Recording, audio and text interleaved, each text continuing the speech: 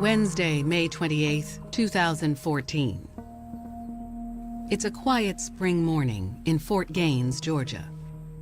Fort Gaines is a small town. It's located about 3 hours southwest of Atlanta on the Alabama border. We have about 1,300 people. It's a good, close community where everybody knows everybody. But just after 9 a.m., a local resident is taking out the trash when he spots something disturbing. He had seen a person lying face down. He runs over to see if there's anything he can do.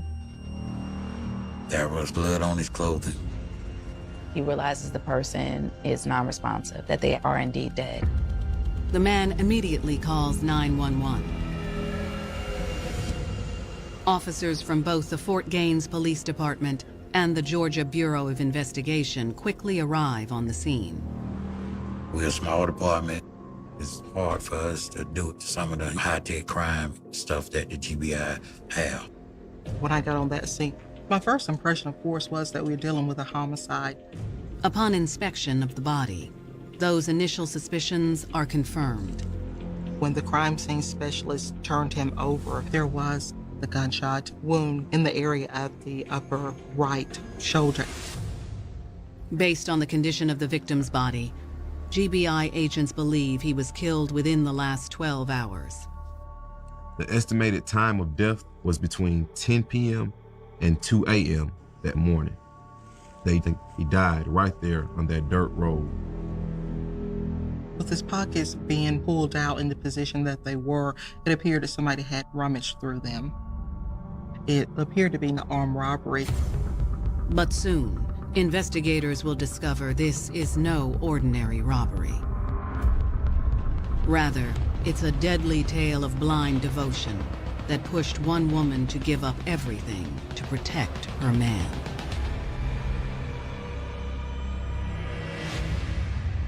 Search of the trailer yielded no new evidence. Authorities hope Marcus's family might know who he had been hanging out with the night before. They pay a visit to Marcus's family home, roughly 30 minutes away from the crime scene, and deliver the terrible news. And now police have the hardest part of their job, which is to notify Marcus's family that he'd been killed. Marcus's family is devastated. He wasn't a troublemaker or anything like that. His ambition was to become a truck driver. He had got accepted into truck driving school. Investigators ask, why was he even in Fort Gaines? I mean, did he have a girlfriend? Was he dating someone? The family says that the previous night, Marcus left the house around 11 p.m. The last thing he said before he left the house was that he was going out to Fort Gaines for some girl. The family doesn't know the girl's identity. Investigators hope cell phone records will tell them who Marcus was planning to meet. At the station, investigators begin combing through the call log. Investigators noticed that he started missing calls around 11:30 at night. Based on the suspected time of death, investigators believe Marcus had died prior to the missed calls. But what really strikes their attention are the texts he received not long before that, texts of a romantic nature. According to Brittany, it all started the day of the murder, when she and Taniqua were out buying diapers for her son. Marcus approached the young women in his white truck and asked if they needed a ride. He saw them and Taniqua felt like he wanted to talk to them. She says that Marcus seemed nice. They rode with him over to the store. Once there, the women went inside to get the diapers. Brittany and Taniqua are in the store getting the diapers. However, she didn't have enough money. They go out to the truck where Marcus is because she needs $2 more so Brittany will have enough money to get diapers for her baby. Marcus pulls the money out of his pocket, what she described as being a wad of money. Brittany says they went in to pay, and after leaving the store, Marcus gave them both a ride home. The video substantiated what Brittany was saying as far as the time frame at the local store. Brittany says as they were exiting his truck, Marcus gave Taniqua his cell number. Taniqua was flattered and accepted his number. Now, even though both girls had boyfriends, they didn't really want to be rude, especially since Marcus had been so nice to them. Brittany says the girls both thought that would be the end of things with Marcus.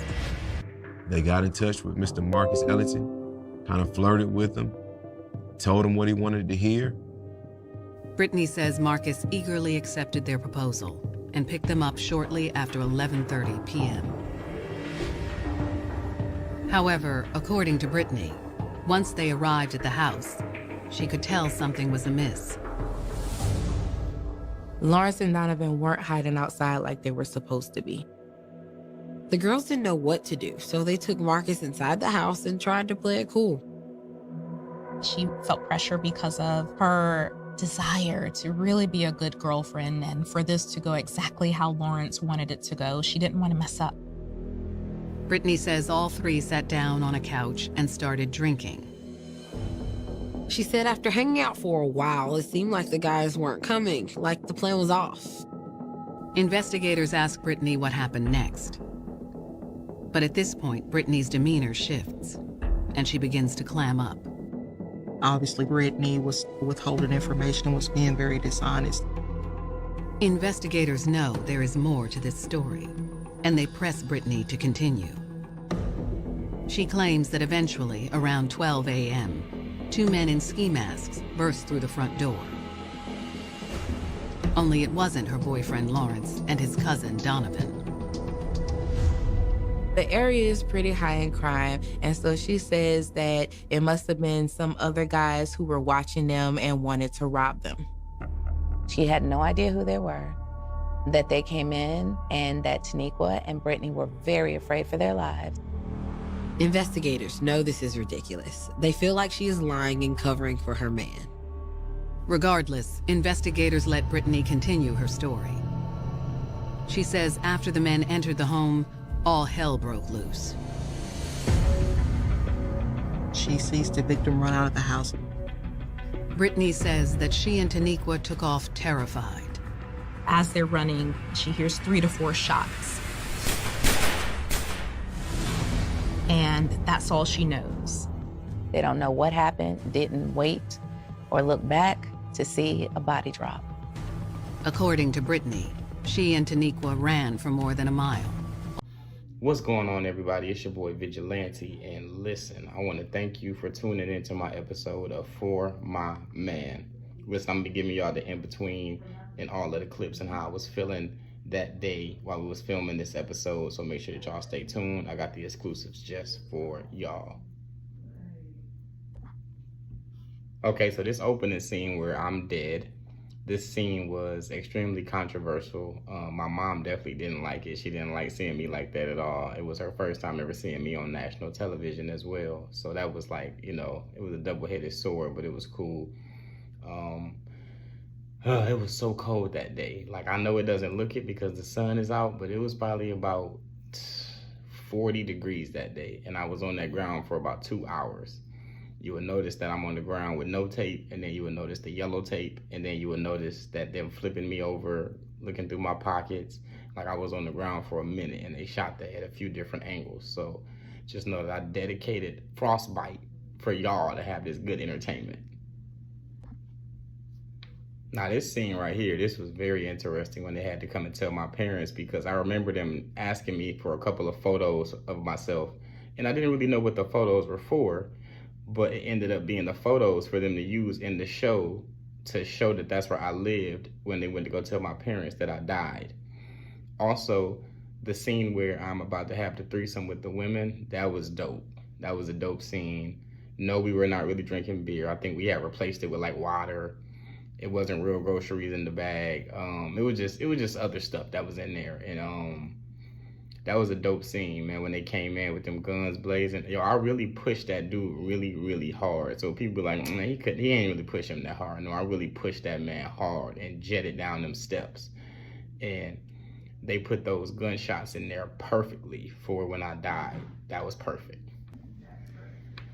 So about the white truck, that was really me driving. I just drove like up the block and then just drove down the block. So that wasn't like AI or CGI or nothing like that. That was really me driving the truck. We really went to the gas station, and it was a public gas station. Like, other people were there, they were shopping. It was just a regular day, and my mom was like, man, that's crazy, because that's something that you would do. You would pull over, grab 2 girls, go to the gas station. Now, I don't know if I'd do the whole, if they was a single mom, pay for their, you know, diapers or whatever, but I probably would have went with the single one that was kidless, knowing me.